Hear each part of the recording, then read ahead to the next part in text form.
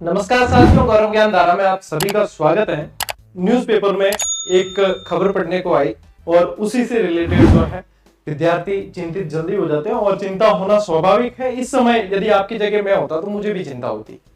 और सिलेबस परिवर्तन से रिलेटेड जो रीट प्री के अंदर वो सूचना निकल के आ रही थी, तो उसमें ज्यादा आप लोगों को देखो पैनिक होने की आवश्यकता नहीं है। हालांकि ये दौर ऐसा होता है जहां पे पैनिक ऑटोमेटिक हो जाते हैं, चाहे कितनी भी सलाह दो, चाहे कितना भी समझाओ, लेकिन पैनिक होना मतलब एक स्वाभाविक सा हो जाता है इस समय, क्योंकि लंबे समय से भर्ती का इंतजार कर रहे होते हैं और ये आशाएं होती है कि हम इस भर्ती से जो है क्लियर करके लगेंगे, तो वहां पे पैनिक हो ही जाते हैं। सबसे पहले आता हूं मैं अपने इस बात में कि ये न्यूज निकल के देखो आई क्या सामने, तो यहाँ पे ये इसका कुछ सार जो है मैंने बिंदुओं में लिख दिया है। ये आई है न्यूज निकल के, सिलेबस में आंशिक संशोधन संभव है, पुराने सिलेबस का बोर्ड करा रहा है परीक्षण।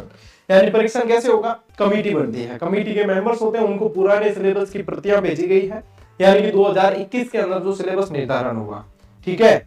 और एक चीज तो आप मानकर चलें कि रीट और ग्रेड थर्ड राजस्थान के अंदर एक प्रयोगशाला रही है। मैं प्रयोगशाला इसलिए कह रहा हूं, मैंने बहुत करीब से देखा है इस रीट को, जितना मैंने करीब से देखा है ना, शायद ही किसी ने इतना मतलब इसको करीब से देखकर अनुभव लिया हो, क्योंकि ये मेरे लिए बहुत ज्यादा मतलब ये करीब से रही, इसलिए मैं कहता हूं ये प्रयोगशाला है, ठीक है। तो यहाँ पे कब क्या बदलाव हो इसके लिए तो अपन को प्रिपेयर रहना चाहिए। लेकिन रही बात सिलेबस की, तो देखो खबर का सार ये है, अब इसमें जो सार है वो ये है कि राजस्थान में 10वीं 12वीं के पाठ्यक्रम में बदलाव नहीं हुआ है, यानी कि आरबीएसई और एनसीईआरटी वाला जो पाठ्यक्रम राजस्थान में 10वीं और 12वीं का है, उसके अंदर इस साल कोई बदलाव नहीं हुआ है, ठीक है। तो ये बदलाव की बात क्यों चल रही है, क्योंकि सीबीएसई की जो पुस्तक है उनमें कुछ बदलाव हुआ है। तो भौगोलिक स्तर पर राजस्थान में बदलाव हुआ है, लेकिन अभी ये हाल ही में पेपर देखे तो नए जिलों से, नए संभागों से ऐसा बदलाव वाला कोई ज्यादा प्रभाव पड़ा नहीं है। तो ये नए पुराने की तो आप लोगों को थ्योरी के बीच में पढ़ना नहीं, जैसे तैयारी कर रहे हो वैसे करते रहो। पुरानी भी स्थिति ध्यान में रखनी पड़ेगी और नई भी ध्यान में रखनी पड़ेगी, ये तो आप लोगों ने अभी तक सीख ही लिया होगा। तो यहाँ पे इस चीज को भी मेंशन किया है कि भाई जो नए जिले बन गए और नए संभाग बने हैं उसके बारे में भी कमेटी मंथन करेगी, ठीक है। एक पॉइंट तो ये है।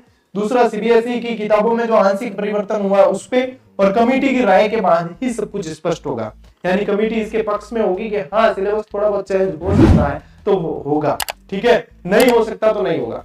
लेकिन यूं है कि यदि आप देखो 2016, 2018, 2022, ठीक है, 21-22 वाले ये सारे आप देखते चले आओ तो कोई ज्यादा फर्क नहीं पड़ा है सिलेबस में। यदि चेंजेस करते भी है ना, तो भी 95% जो सिलेबस है वो अपरिवर्तित रहता है, यानी उसमें कोई परिवर्तन नहीं होता।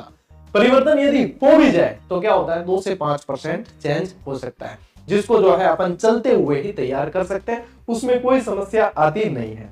तो सबसे पहली बात तो आप लोगों को विचलित नहीं होना है यदि चेंज भी हो जाए। देखो परीक्षा का जो रीट का पात्रता का जो पैटर्न है वो सभी जगह ऑल ओवर इंडिया के अंदर यही पैटर्न है जो आप लोगों के रहना है। क्या पैटर्न है कि 30 + 30 + 30, ठीक है। ये तो आप लोगों के रहता है 2 लैंग्वेज के, एक साइकोलॉजी के, प्लस 60 नंबर जो है वो आप लोगों के सब्जेक्ट के रहते हैं, यानी कि 150 वाला रेशियो आप लोगों के ये रहेगा, पैटर्न यही रहेगा। बात हो रही है सिलेबस की, तो सिलेबस पे कमेटी मंथन करेगी और ये भी लगभग 10-15 दिन 12 दिन के अंदर स्पष्ट हो जाएगा, ठीक है।